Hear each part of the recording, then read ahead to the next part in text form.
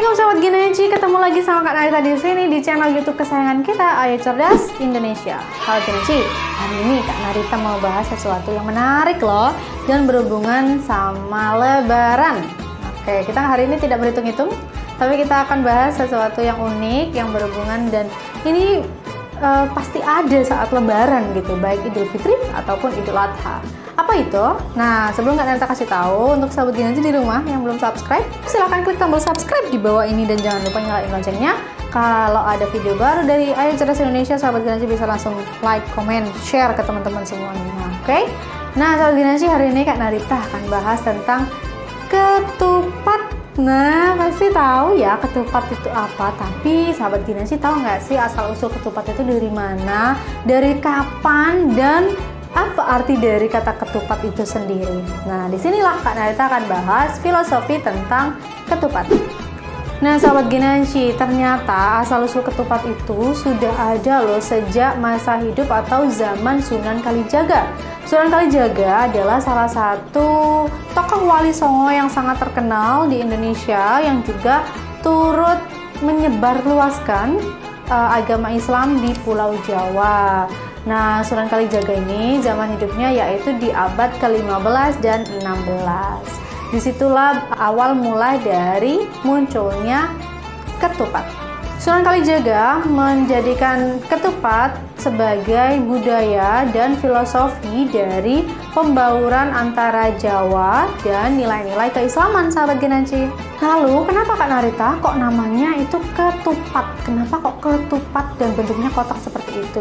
Nah, jadi sahabat Gineji, ketupat itu sendiri untuk suku Jawa dan Sunda atau di Jawa dan di Sunda ya memiliki arti yaitu ngaku lepat. Ngaku lepat yang mana arti di dalam bahasa Indonesianya adalah mengakui kesalahan. Begitu kalau di Jawa, ngaku ya mengaku, lepat itu kesalahan. Jadi ketupat itu filosofi dari seseorang yang mengakui kesalahannya atau meminta maaf begitu ya. Nah, makna dari ketupat ini juga sejalan dengan Hari Raya Idul Fitri yang mana di sini di momen ini kita juga akan saling bermaaf-maafan, saling meminta maaf kepada sesama keluarga, teman, saudara, tetangga, dan umat muslim yang lainnya.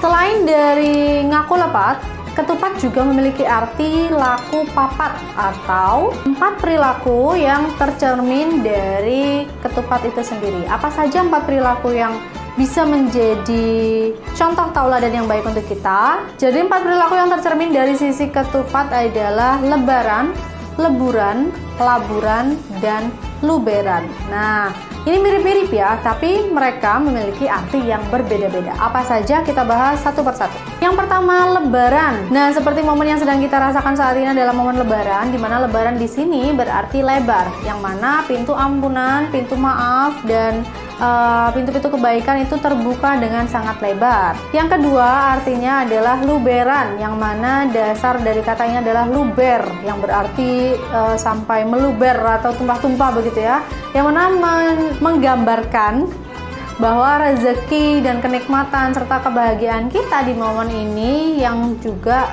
melimpah atau meluber begitu, sahabat Gineji. Yang ketiga adalah leburan. Leburan berasal dari kata lebur, yang mana di momen ini, di momen Idul Fitri ini, dosa-dosa kita, kekhilafan kita, dan kesalahan-kesalahan kita di masa lalu juga sudah melebur atau diampuni. Kemudian yang keempat adalah laburan, yang mana merupakan dasar dari kata labur atau kapur, yang di sini juga berarti menyucikan diri menjadi putih kembali seperti seorang bayi. Nah, sahabat Gineji, itu adalah 4 filosofi dari 4 perilaku yang ada dalam ketupat atau laku papat, yang berarti 4 perilaku. Nah, selain di momen Idul Fitri, ketupat juga terkenal untuk digunakan atau disediakan di acara-acara adat yang lainnya. Nah, salah satu contohnya adalah di Pulau Jawa dan Bali, biasanya ketupat juga disediakan untuk acara-acara adat seperti sekaten, grebek maulud, dan acara-acara yang lainnya untuk disajikan, dan ini sudah ada dari bertahun-tahun lalu, bahkan berpuluh-puluh tahun lalu, sahabat Gineji. Maka dari itu di momen lebaran kali ini ketupat juga sangat identik dan harus ada begitu ya, bahkan satu menu yang wajib ada di lebaran baik Idul Fitri maupun Idul Adha. Baik Sobat Genaci, sekarang kita sudah tahu filosofi dari ketupat, dan semoga kita bisa juga mencerminkan dan mencontoh serta mempraktekkan gitu ya apa saja yang dapat kita contoh dari filosofi ketupat ini tadi.